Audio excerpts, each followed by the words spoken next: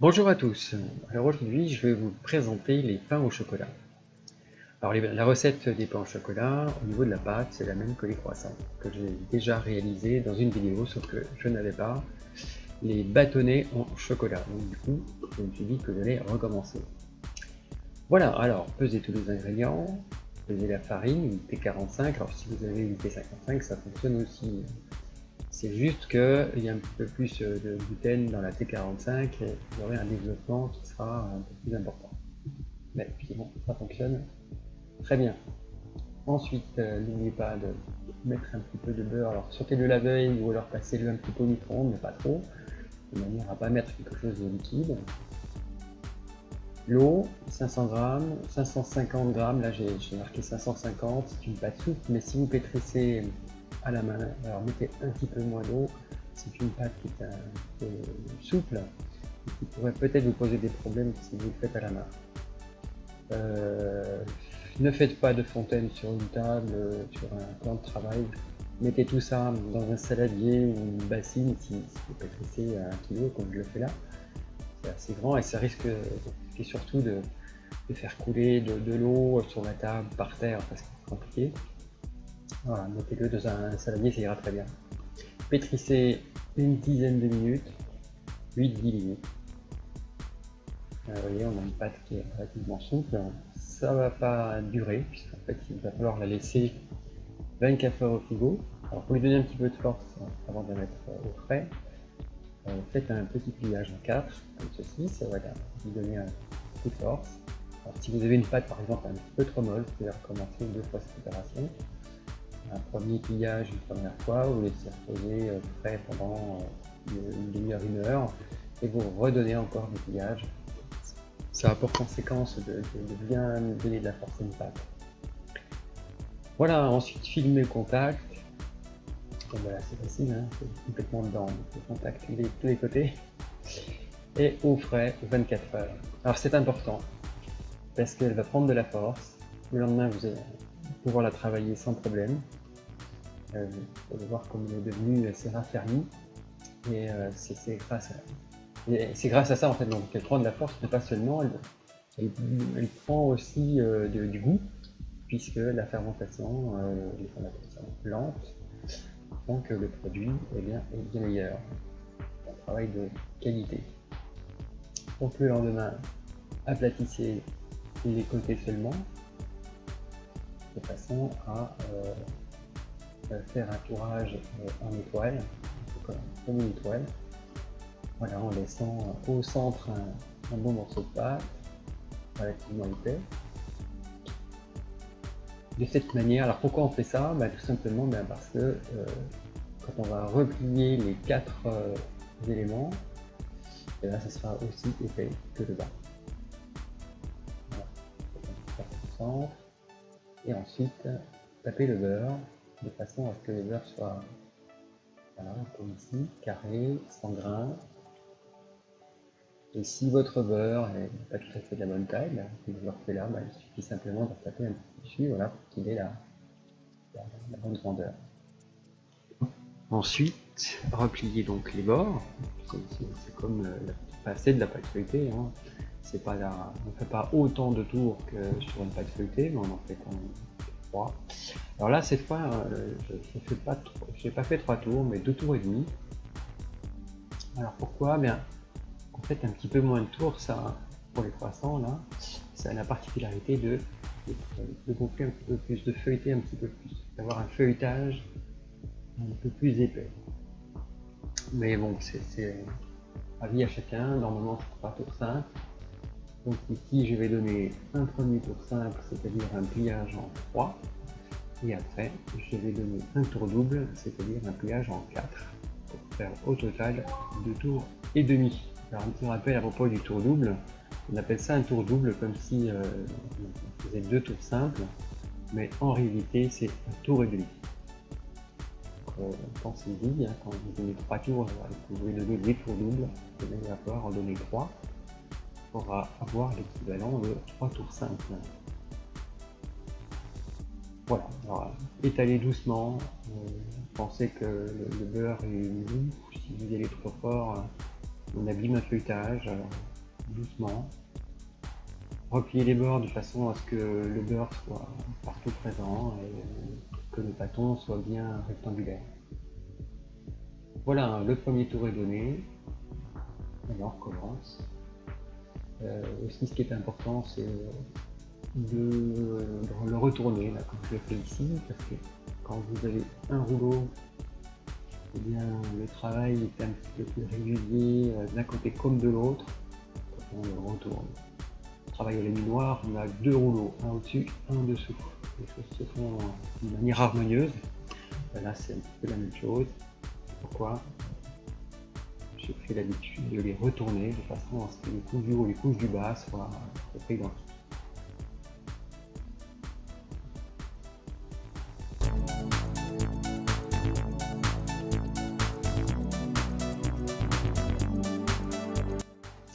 Alors, tant que j'y suis, un petit mot sur les beurres, parce que là, évidemment, les beurres sont importants, la qualité des beurres. Vous avez des beurres à 3 francs 6 sous qui coûtent pas cher, mais qui sont pas très bons, qui sont très jaunes, avec plein d'eau aussi, donc tout ça, c'est des choses à éviter autant que possible. Prenez des beurres les moins jaunes possibles, qui résistent à la fonte, c'est-à-dire que vous les avez sur la main, sur un doigt, ça doit résister à la fonte et ne pas fondre tout de suite. Alors évidemment, les bons beurres, ça coûte un petit peu plus cher, mais ça en vaut la peine, le résultat est important. Enfin, tout est important en fait, aussi bien la qualité de la farine que la qualité des beurres. Le travail à la margarine, c'est exactement pareil. Le travail peut-être même un peu mieux que le beurre, enfin, pas peut-être, c'est sûr, du fait que leur point de fusion est un petit peu plus bas. Enfin, ce qui est important, c'est d'avoir des beurres relativement durs qui ne fondent pas trop vite. Que vous puissiez faire un feuilletage jusqu'au bout sans que ça fonde et que cela traverse la pâte. Parce que de cette manière, si vous avez un beurre ou une margarine qui passe au travers, vous ratez votre feuilletage et cela développe peu au four. Et on ne voit pas les couches de feuilles une fois que c'est cuit.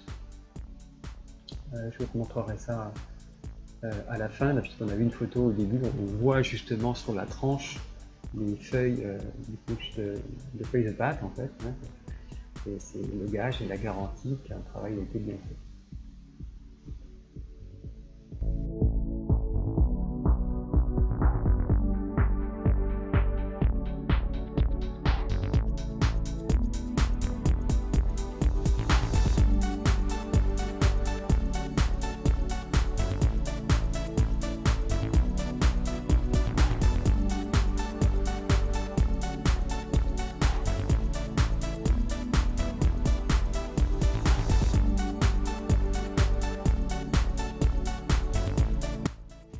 Alors étalez bien votre pâte sur, en principe c'est 5 mm d'épaisseur. J'ai pas pris le risque, j'ai voulu faire des gros pains au chocolat, sachant que les farines professionnelles et les farines qu'on achète dans les grandes surfaces sont quand même un petit peu... Il y a des différences, les résultats sont moins probants, et en conséquence, au lieu de l'étaler sur 5 mm d'épaisseur, je l'ai fait sur 6-7 mm, donc un petit peu épais. Prenez l'habitude aussi d'étaler plus qu'il ne faut, parce qu'en fait votre pâte il va falloir la détendre, comme je le fais là, voilà. Je la laisse revenir à elle, c'est-à-dire que l'élasticité fait que elle se rétracte un petit peu. C'est important parce que quand vous allez couper votre pâte, si vous ne le faites pas, cela se rétracte. Mais là ça ne se rétracte pas, pardon. Et c'est tout simplement parce que c'est bien détendu. Donc il faut l'étaler toujours un petit peu plus, de façon à calculer le qui va se produire une fois que la pâte sera détendue.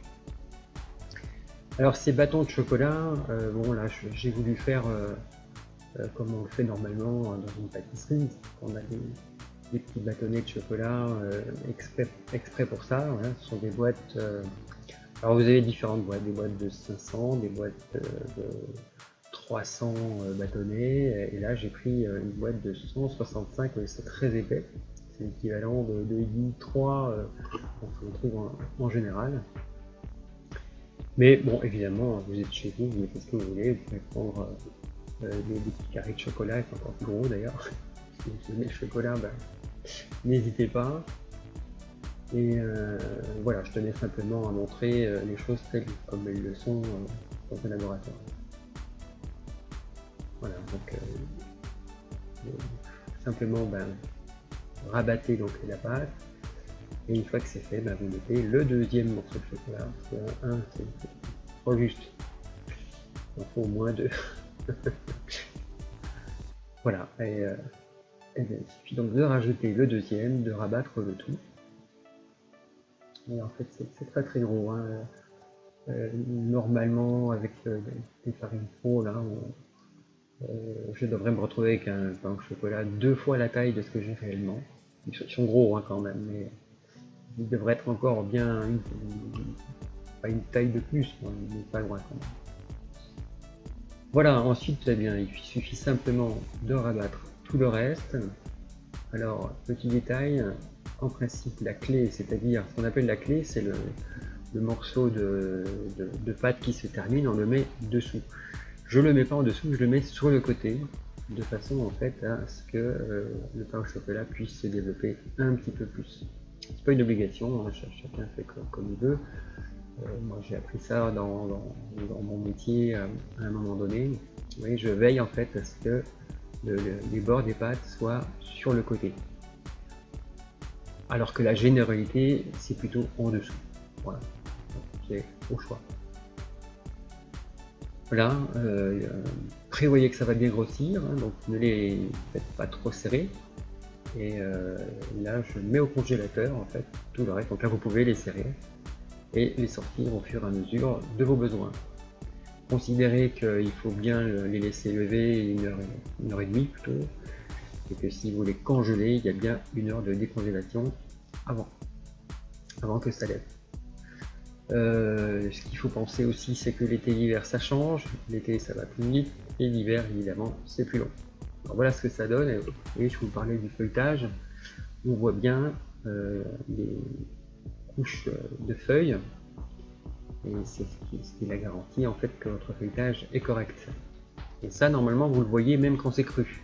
Donc, si vous ne les voyez pas, affolez-vous, c'est qu'il s'est passé quelque chose. Le temps de cuisson est de 20 minutes suivant les fours, à 160-170 degrés, n'allez pas trop plus haut. Plus c'est gros, plus ça doit cuire lentement. Donc une base de 20 minutes, voilà, dans un four électrique. Voilà, j'espère que les chocolats n'auront plus de secret pour vous, que ça va devenir le sport national dans votre cuisine. Si cette vidéo vous a plu, merci de liker et merci de vous abonner à ma chaîne de façon à ce que vous puissiez avancer dans votre recherche culinaire. Merci et à très bientôt. Salut!